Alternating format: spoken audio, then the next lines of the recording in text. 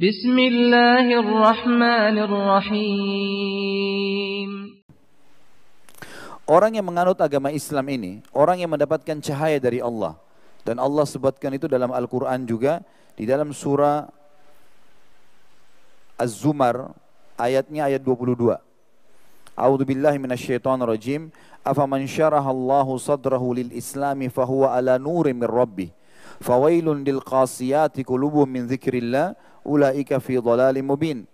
Siapa yang Allah lapangkan dadanya, lahir dalam keadaan Islam, atau dia dapat petunjuk setelah dia dewasa, seperti tadi kasus didengarkan dari saudara kita Dr. Bilal dan keluarganya, maka dia di atas cahaya Tuhannya. Maka sungguh kecelakaanlah bagi hati-hati yang keras, karena tidak mau menerima kebenaran. Karena tidak mau menerima kebenaran ini, mereka dalam kesesatan yang nyata. Juga dalam ayat yang lain surah Al-An'am ayat 125 Allah mengatakan, A'udzu billahi minasyaitonir rajim, "Faman yuridillahu an yahdiyahu yashrah sadrahu lil Islam." Al-ayah. Siapa yang Allah ingin kebaikan buat dia, maka Allah akan lapangkan dadanya untuk mendapatkan hidayah Islam ini.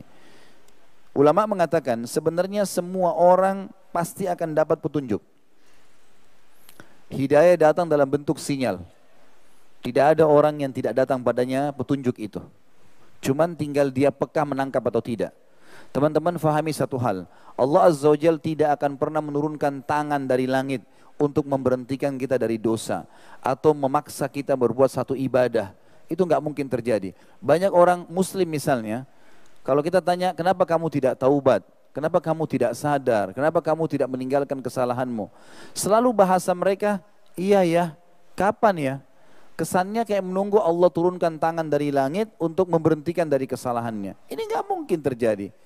Allah SWT memberikan kita hati nurani dan akal fikiran. Dan dibuat kecerdasan sedemikian rupa.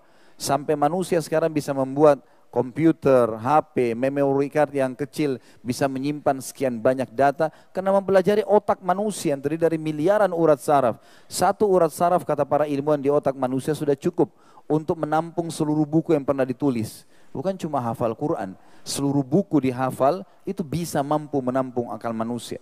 Diberikan akal untuk bisa digunakan menangkap kebenaran. Jadi manusia diingatkan datang kepadanya sinyal seperti itu. Subhanallah, hampir semua orang non-muslim itu datang kepadanya sinyal.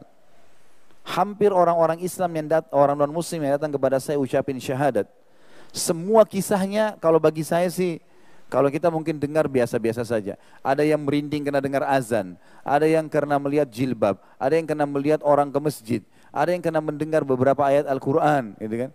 Semuanya yang mungkin kita biasa dengar. Tetapi subhanallah mereka berbeda. Sinyal Allah datang.